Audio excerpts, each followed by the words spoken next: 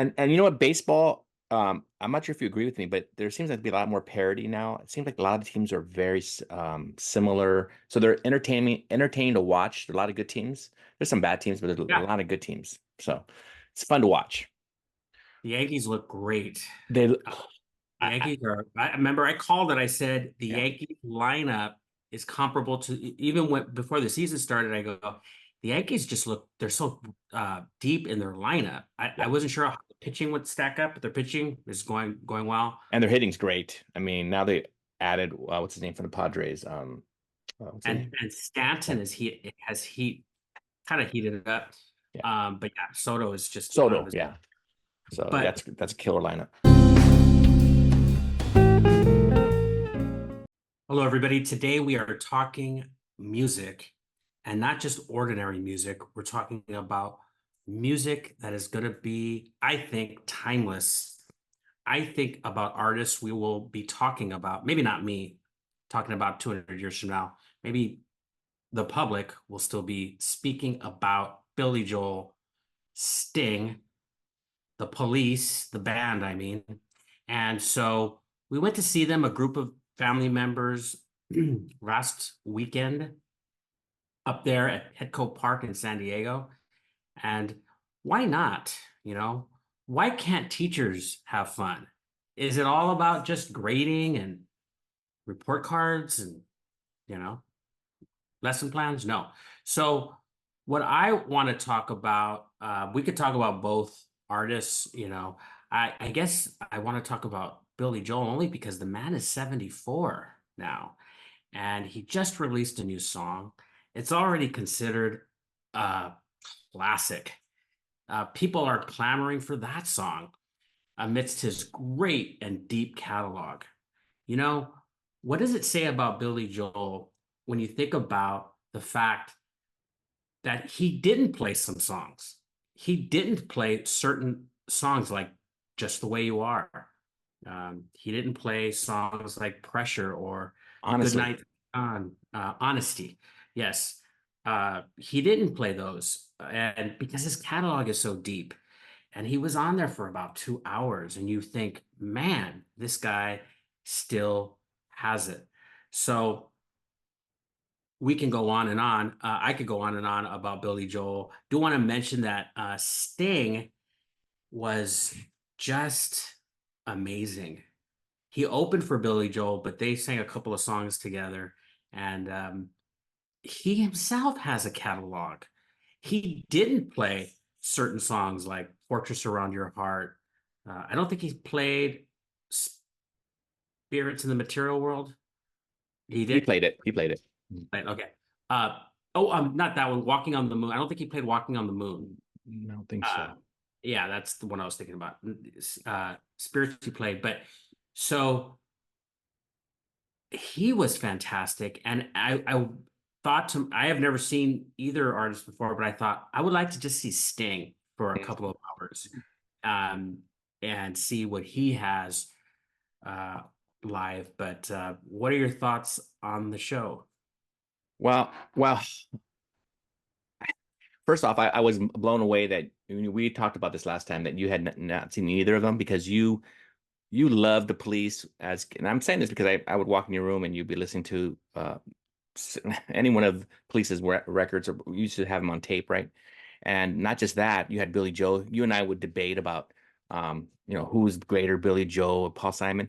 I think now, years later, I would say Billy Joe is in the conversation, and if somebody were to tell me Billy Joe is greater than Paul Simon, I would say, you know what, I respect that because, like you shared with me, what a great catalog of songs Billy Joe has. I will say this: the reason why and not only invite you, but Chris and Andrea to come along because Gideon has been wanting to see Sting. I've asked him several times, how many times, who do you want to see next? And he always writes Sting. So when Sting came on that night, he was glued. He was doing all the things he does that I know that he enjoys it. Gideon's my son who has autism, and he just enjoyed that he enjoyed Billy Joel too, but he was more fixated with me when Billy Joel came on. But he just loved it, jumping around, wanting to dance. That concert, Ruben, I think you would agree, their voices sound Sting's voice for sure was was great. And then they had this wonderful backup singers and backup musicians, and each of this of Sting and Billy Joel gave them chances to shine. I think Billy Joel actually had one of the backup singers. Not I think I know had him sing a Latin song, right? Famous like opera song, right? And so I think it was Nasun Dorma, right? And the singer was Mike Del Judas. And so that was wonderful to see that. And Ruben, you didn't mention, but maybe you were going to. But Billy Joel into his set, the second one is that it started raining, right, for like 30 minutes. And Ruben, tell me if I'm wrong. I don't think too many people left. They just sat there and took it. And we did. And after 30 minutes, it stopped raining. We took off some of us took off our jackets, and we just continued to enjoy the music, dancing. There was a lot of dancing going on. Um, I'm not sure if I told you this, Ruben, but Dave Files, a friend of ours, his daughter has gone to see Billy Joel like 3 times. And last time when we were there in Petco, uh, some of Billy Joel's people went up to where she was sitting on the top and asked her to sit in the front row. That wasn't the first time. That's happened twice to her. Can you imagine getting to sit in the front row to watch Billy Joel sing his greats? And I do want to say, we all have our favorite songs, but I just lit up when Allentown came up, and I knew you loved that song, and you just ran to my seat when that came because what a great song and the way he did it. And just like Sting, he had great backup singers, great artists behind him. Sting, I think one of the highlights is of course, of them singing together. But I actually did when you mentioned the Material World. That was my favorite Sting song. But Roxanne was awesome because it also went into, when it got into like a little bluesy, little jazzy feel to it. And I don't know, Ruben, this was a great concert. One of my favorites, I have to say. Can you imagine? I would have paid just for Sting alone or Billy Joel alone. That's how great it was. And then have them together. This was a great memory. So I just loved this concert. Yes, it,